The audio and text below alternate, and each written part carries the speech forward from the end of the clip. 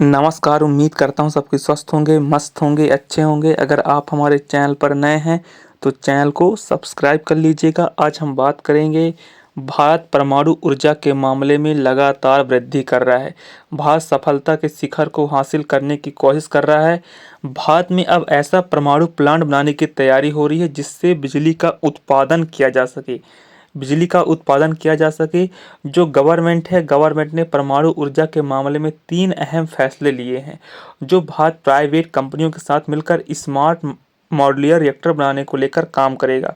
आप तो जानते हैं जो स्मॉल मॉड्यूलर होता है उनको रिएक्टर बनाने के लिए क्या काम कर रहा है, और जो गवर्नमेंट है लगातार प्राइवेट सेक्टर की ओर बढ़ रही है, इसलिए थोड़ा बहुत गवर्नमेंट को उसमें एम्प्लॉय भी गवर्नमेंट में कुछ बढ़ाने चाहिए। साथ में जैसे रूस जैसे देश जो स्मॉल मॉड्यूलर न्यूक्लियर रिएक्टर की तकनीक भारत से शेयर कर रहे हैं। जो रसिया है, रसिया लगातार स्मॉल मॉड्यूलर न्यूक्लियर रिएक्टर को तकनीक भारत को शेयर कर रहा है, और सरकार न्यूक्लियर एनर्जी के क्षेत्र में रिसर्च और डेवलपमेंट को बढ़ावा देने के लिए 1 लाख करोड़ रुपए खर्च करेगी। जो गवर्नमेंट है 1 लाख करोड़ रुपए खर्च करेगी, और परमाणु ऊर्जा के जरिए ज़्यादा से ज़्यादा बिजली तैयार करने के लक्ष्य पर सरकार का काम करेगा। तो दोस्तों, हम इसे एक करंट अफेयर्स ग्रुप में देख रहे हैं, तो आप लोग इसे नोट कर सकते हैं। जो भारत को मॉड्यूलर न्यूक्लियर रिएक्टर कौन शेयर करता है, तकनीक उसे रसिया करता है। और जो रिसर्च और डेवलपमेंट में न्यूक्लियर एनर्जी के लिए 1 लाख करोड़ रुपए का खर्च करेगा, जो इसका बजट है।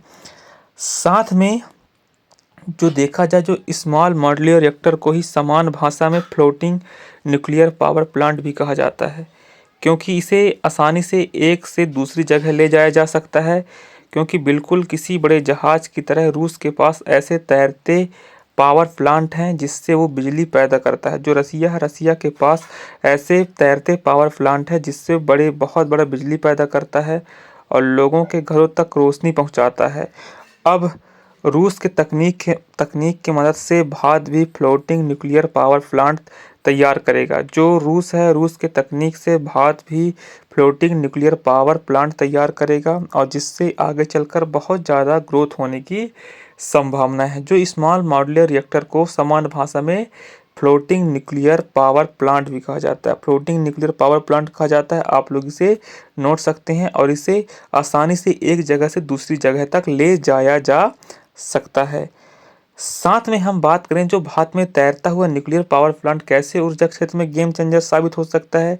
जो लगातार बिजली की डिमांड बढ़ रही है, जो बिजली की डिमांड के बीच वरदान साबित हो सकता है। और यह भी जानना जरूरी है कि भारत में जिस न्यूक्लियर रिएक्टर को बनाने का ऐलान किया गया है, उसे बनाने की लागत बड़े न्यूक्लियर रिएक्टर से करीब 8 गुना कम है। जो न्यूक्लियर रिएक्टर को बनाने का ऐलान किया गया है, उसे बनाने की लागत बड़े न्यूक्लियर रिएक्टर से 8 गुना कम है। बड़े रिएक्टर से बनाने के लिए 8 गुना कम है। आप लोग सोच सकते हैं 8 गुना ये कम है। इस हिसाब से जो न्यूक्लियर पावर प्लांट है को ऊर्जा क्षेत्र में गेम चेंजर आसानी से साबित होगी, और इसलिए आप लोग जानते हैं भारत इस पर फोकस भी करते नजर आ रहे हैं। इसकी क्या खासियत है, देखा जाए, जो तैरता हुआ न्यूक्लियर पावर प्लांट 24 घंटे लगातार काम कर सकता है।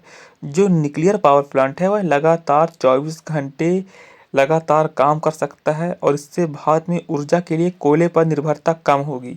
और जो भारत, हमारा जो देश लगातार कोयले पर डिपेंड रहता है, उस पर अब निर्भरता कम होगी। और साथ में कोयले वाले रिएक्टर की तुलना में तैरता हुआ न्यूक्लियर प्लांट 90% कम कार्बन पैदा करता है। जो कोयले वाले रिएक्टर की तुलना में तैरता हुआ न्यूक्लियर पावर प्लांट 90% कम कार्बन पैदा करता है, और थर्मल पावर प्लांट की तुलना में 90% कम जमीन का उपयोग करता है। जो थर्मल पावर प्लांट की तुलना यह 70% कम पानी का उपयोग करता है। ये 70% कम पानी का उपयोग करता है, और थर्मल पावर प्लांट की तुलना 90% कम जमीन का उपयोग करता है। इस हिसाब से इसकी जो टेक्निक है काफ़ी ज़्यादा अच्छी मानी जा रही है। और साथ में साल 2050 तक, आप सोच सकते हैं, साल 2050 तक भारत में बिजली की मांग 80 से 150% तक बढ़ने का अनुमान है। 2050 तक भारत में बिजली की मांग 80 से 150% तक बढ़ने का अनुमान है, और ऐसी स्थिति में इस तरह के पावर प्लांट बिजली आपूर्ति का नया और हाईटेक जरिया बन सकते हैं।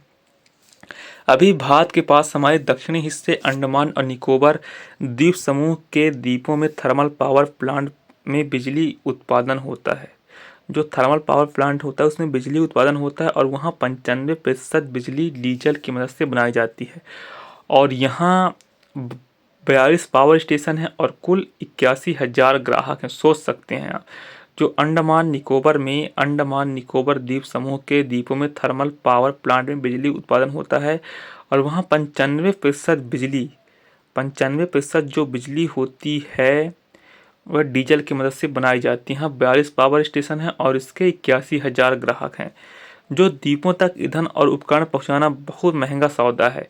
जो प्राकृतिक आपदाओं और तूफानों की स्थिति में वहां बिजली सप्लाई सिस्टम ठप हो जाता है और इन जगहों पर बिजली के लिए इस तरह के पावर प्लांट काफ़ी मददगार साबित होंगे। बिजली पैदा करने के लिए दुनिया में चीन के बाद भारत में सबसे ज़्यादा कोयला इस्तेमाल होता है। तो आप लोग जानते होंगे दोस्तों, हम इसे एक करंट अफेयर्स ग्रुप में चर्चा कर रहे थे, एक न्यूज़ के रूप में नहीं, आप तो जानते हैं। तो आप लोग हमारे चैनल पर नए होंगे तो आप लोग अपने बीच में कमेंट बॉक्स में अपना सजेस्ट करिएगा, हम और भी क्या चीज़ें इम्प्रूव कर सकते हैं एजुकेशन के क्षेत्र में, जो अपना स्किल के क्षेत्र में। तो आप लोग अपना शेयर जरूर करें, अपने थॉट्स शेयर करें डिस्क्रिप्शन में। हम लोग उम्मीद करता हूँ वीडियो पसंद आई होगी, ना भी आई होगी तो आप लोग फ्रेंड कर लीजिएगा। धन्यवाद।